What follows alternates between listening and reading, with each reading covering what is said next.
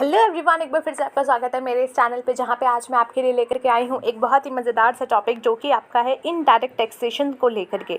सबसे पहले किन लोगों के लिए एग्जाम के लिए इंपॉर्टेंट है, तो उन बच्चों के लिए जो कि पढ़ रहे हैं इनडायरेक्ट टैक्सेशन या फिर डायरेक्ट एंड इनडायरेक्ट टैक्सेशन का कोई भी ऐसा सब्जेक्ट जहाँ पे दोनों टॉपिक के बीच के बारे में डिस्कशन किया गया है, बेसिक टॉपिक डिस्कस किया गया है, तो वहाँ पर ये टॉपिक आपके लिए इंपॉर्टेंट है। एज वेल एज अगर ऑब्जेक्टिव टाइप ऑफ क्वेश्चन की अगर आप जो है तैयारी कर रहे हैं तो भी यहाँ पे काफ़ी सारे क्वेश्चन आपके आराम से बन सकते हैं। तो चलिए शुरू करते हैं। किस बात की देरी है, तो आज का जो टॉपिक है that is features of indirect taxation. Indirect taxation के फीचर्स के बारे में हम डिस्कस करने वाले हैं।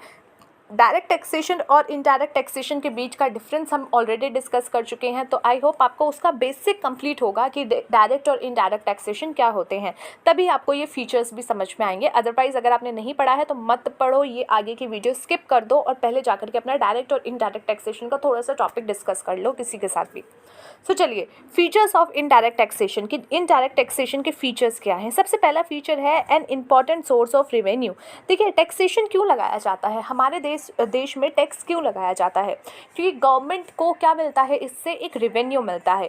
गवर्नमेंट क्या कर रही है, गवर्नमेंट को अगर फ्री की चीज़ें हमें देनी है, अगर गवर्नमेंट को फ्री की चीज़ें देनी है या फिर रोड बिल्ड करने हैं या फिर जो है उनको इतनी सारी चीज़ें करनी है जो वो करते रहते हैं डेली बेसिस पे, जैसे राशन देना, जो बिलो पॉवर्टी लाइन है उनको, या फिर जो ज़रूरतमंद हैं उनको राशन देना, या फिर जो स्कूल की जो गवर्नमेंट स्कूल है उनकी सैलरीज देना, उनके टीचर्स को सैलरीज देना, क्योंकि वहाँ पे फीस बहुत कम ली जाती है तो वहाँ पे जो उनको सैलरीज देनी होती है।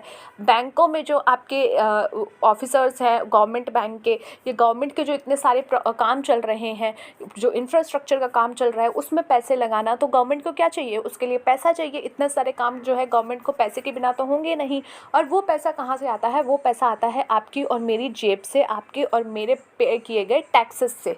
तो हम लोग कहीं ना कहीं कोई ना कोई टैक्सेस भर रहे होते हैं, तो वही टैक्सेस जो है गवर्नमेंट के पास जाते हैं और वही टैक्सेस से जो है गवर्नमेंट यूज़ करती है और वो ये सारा इंफ्रास्ट्रक्चर जो है प्रोवाइड कराती है, और उनमें से कुछ जो है वो रख लेती है अपने अपने घरों में। जैसे कि अभी रिसेंटली बंगाल में मिले थे 58 करोड़ रुपीज़, तो वैसे जो है थोड़ा थोड़ा छुपा छुपा के भी रख लिए जाते हैं, तो ऐसा भी हो सकता है। तो मेन जो सोर्सेज होता है गवर्नमेंट का वो होता है आपका ये जो टैक्सेशन हम भरते हैं। सो सबसे पहला फीचर क्या है, सबसे पहला फीचर है an important source of revenue, यानी एक इम्पॉर्टेंट सोर्स है रेवेन्यू का गवर्नमेंट के लिए। Indirect taxation are a major source of tax revenue for governments worldwide and continue to grow as countries move to consumption-oriented tax regime. In India, indirect tax contribute more than 50% of total tax revenue of central and state government. देखो, सिर्फ जो है indirect taxation नहीं दिया जाता, government को direct taxation भी मिलते हैं, जैसे इनकम टैक्स मिलता है, पर अगर आप इसका प्रोपोर्शन देखो तो मोर देन 50% जो है वो इनडायरेक्ट टैक्सेशन गवर्नमेंट कलेक्ट करती है, जैसे कि जीएसटी से। क्योंकि जीएसटी अब हर सामान पे लगता है, आप जो है जो कंज्यूम कर रहे हो, जैसे जैसे आप चीज़ें कंज्यूम कर रहे हो उस पर कुछ ना कुछ आपका टैक्स पे हो रहा होगा और वही टैक्स गवर्नमेंट तक जाता है। इसलिए जो इनडायरेक्ट टैक्सेशन का प्रोपोर्शन है वो बहुत ज़्यादा है compare to your direct taxation, और गवर्नमेंट का इनडायरेक्ट टैक्सेशन से काफ़ी अच्छा जो है रेवेन्यू जनरेट होता है। जैसे कि आप देख रहे हो यहाँ पे ये लेकर के आए टैक्स का जो एक कलेक्शन है, यहाँ पे जो भी गवर्नमेंट होगी, I am not talking about only one government, वो आएगी उसको लेकर के चली जाएगी और उसी से जो है आगे अपना काम करेगी।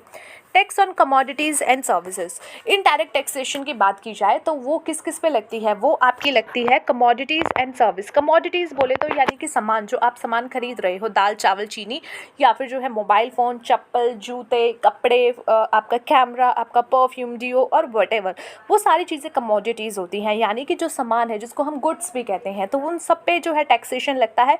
एज वेल एज सर्विसेज पे भी टैक्सेशन लगता है। सर्विसेज पे टैक्सेशन यानी कि आप सैलून गए हो, वहाँ पे आपने कुछ हेयर कट की सर्विसेज ली है, तो वहाँ पे आपसे टैक्सेशन लिया जाएगा। वहाँ पे आपको जो सर्विसेज दी गई है प्लस आपसे जो जो उस पर टैक्स बनता है वो लिया जाएगा। जो भी सर्विसेज आपको कहीं पे प्रोवाइड कराई जा रही है उस पर भी आपको टैक्सेशन देना पड़ेगा। सो टैक्स जो है सिर्फ कमोडिटी पे नहीं लगता बल्कि सर्विसेज पे भी लग जाता है। जीएसटी के हम एक तरीके से एग्जाम्पल लेके चल रहे हैं, क्योंकि वही एक इनडायरेक्ट टैक्सेशन सबसे बड़ा अभी हमारे देश में है, तो उसको आप एग्जाम्पल लेकर के चल सकते हो कि टैक्स जो है कमोडिटीज़ पे भी है एंड सर्विसेज पे भी है। It is levied on the commodities at the time of manufacture और परचेज और सेल और इम्पोर्ट एक्सपोर्ट देयर ऑफ, यानी कि कमोडिटीज़ पे कब कब टैक्सेशन लगेगा, जब आप उसका मैन्युफैक्चरिंग कर रहे हो और या उसको परचेज़ कर रहे हो या फिर उसको सेल कर रहे हो या फिर उसको इंपोर्ट कर रहे हो या फिर उसको एक्सपोर्ट कर रहे हो। तो इनमें से जो भी चीज़ हो रही होगी उस टाइम पे उसका टैक्सेशन होगा। Hence it is also known as commodity taxation, इसको कमोडिटी टैक्सेशन भी कहा जाता है। और ऑल्सो जो है ये लेवी किया जाता है ऑन प्रोविजन ऑफ सर्विसेज।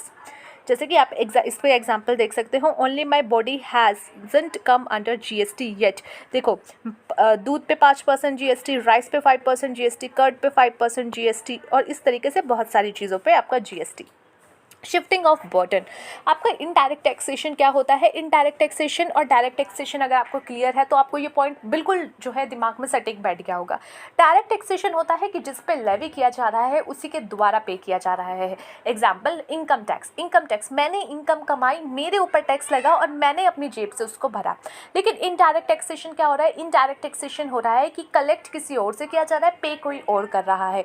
आप आज के टाइम में बिस्किट खरीदते हो, भुजिया नमकीन वगैरह खरीदते हो या फिर जो है पैक्ड फूड खरीदते हो जिन पे GST लगा हुआ है, या कोई भी ऐसा सामान खरीदते हो जिस पे आपने GST पे किया है। लेट्स सपोज आप डोमिनोज में गए, आप पिज़्ज़ा हट में गए, आपने वहाँ पे खाना खाया, आपने वहाँ पे पिज़्ज़ा खाया और वटेवर आपने जो भी एक अच्छा खासा अपना जो भी खाना था आपको आपने खाया। अब आप देखोगे उस बिल में जो है आपको टैक्स लगा हुआ मिलेगा।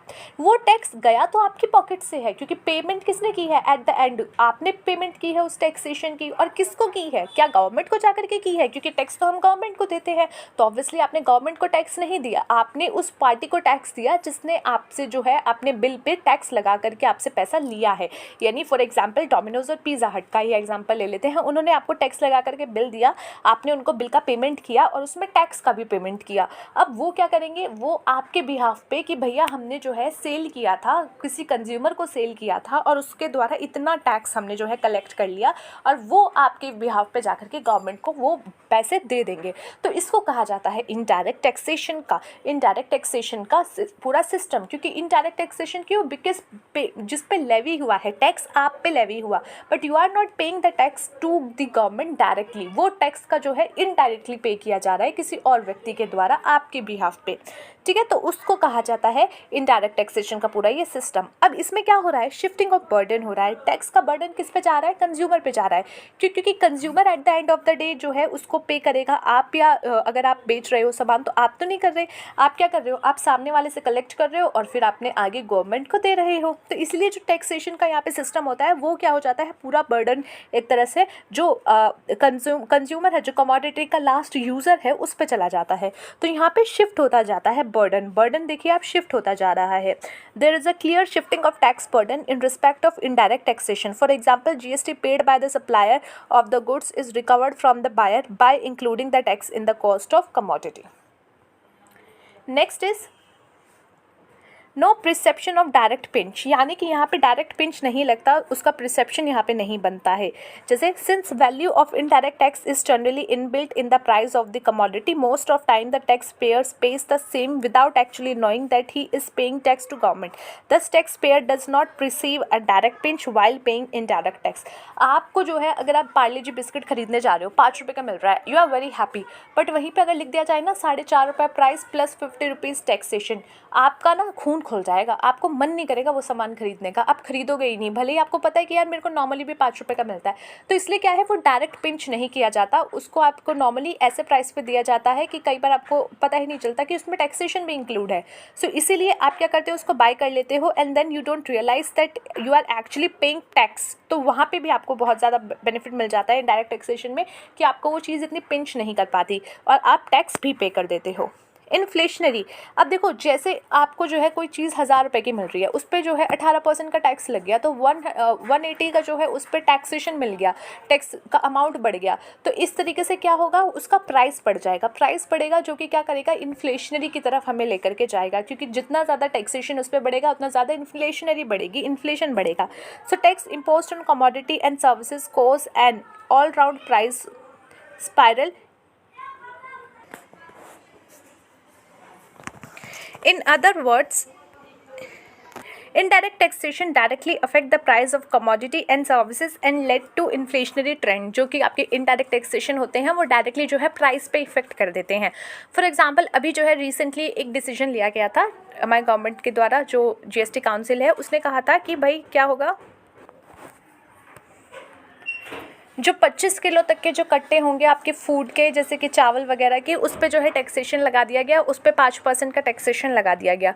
तो अब क्या किया गया, जितनी गवर्नमेंट स्मार्ट है उससे ज़्यादा कंज्यूमर स्मार्ट है। उन्होंने कहा कि भैया तुम 26 किलो के कट्टे बना के दे दो हमको। जो सप्लायर थे उनको कहा कि तुम एक्सटेंड कर दो ये थैलियाँ और 26 किलो के बना दो, तो उस पर जो है ये रूल अप्लीकेबल नहीं होगा और हमें GST नहीं देना पड़ेगा, और वो जो एक्स्ट्रा प्राइस हमारे जेब से जाएगा वो हमें थोड़ा सा कम, मतलब वो इतना ज़्यादा इफेक्ट नहीं करेगा।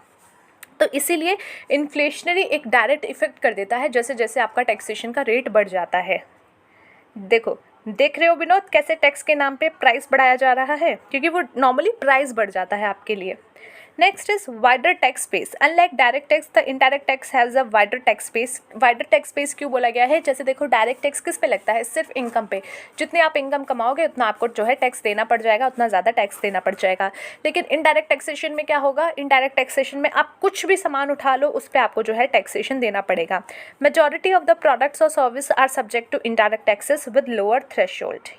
जैसे यहाँ पे देखिए हर जगह पे टैक्स है, घर, गाड़ी, पैसा, चीज़ें, हर जगह पे टैक्स है।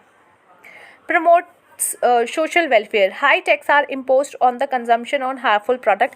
जो harmful products होते हैं उनसे दूर रखने के लिए क्या किया जाता है? उन पे हायर टैक्स लगाया जाता है, जैसे कि दारू, सिगरेट, बीड़ी, इन सब चीज़ों पे हायर टैक्स लगाया जाता है ताकि लोग इसको देख करके थोड़ा सा जो है संकेत ले कि हाँ भाई हमें नहीं पीनी चाहिए, इतना पैसा नहीं खर्च करना चाहिए, तो इससे थोड़ा सा अलग हो जाएं।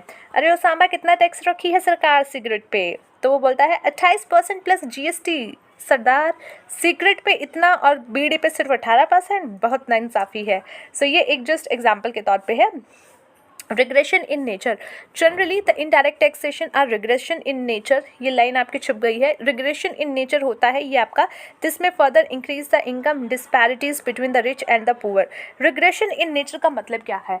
यानी कि चाहे आप अमीर हो चाहे आप गरीब हो, अगर आप एक बिस्किट का पैकेट खरीद रहे हो, सेम बिस्किट का पैकेट, तो दोनों को सेम GST उस पर पे करना पड़ रहा है। ऐसा नहीं है कि एक की इनकम जो है अंबानी है तो वो जो है एक्स्ट्रा पेमेंट करेगा टैक्सेशन की, और एक व्यक्ति जो बेचारा गरीब है वो जो है कम टैक्सेशन की पेमेंट करेगा। दोनों अगर सेम चीज़ बाय कर रहे हैं, दोनों अगर सेम प्रोडक्ट बाय कर रहे हैं और उस पर सेम ही टैक्सेशन लगता है, तो ऑब्वियसली उन दोनों को सेम टैक्सेशन देना पड़ेगा। इस पर कोई भी आपका जो है रियायत नहीं मिलेगी। तो इसलिए कोई भी हो आपको बराबर टैक्सेशन उठा करके ढकेलना पड़ेगा।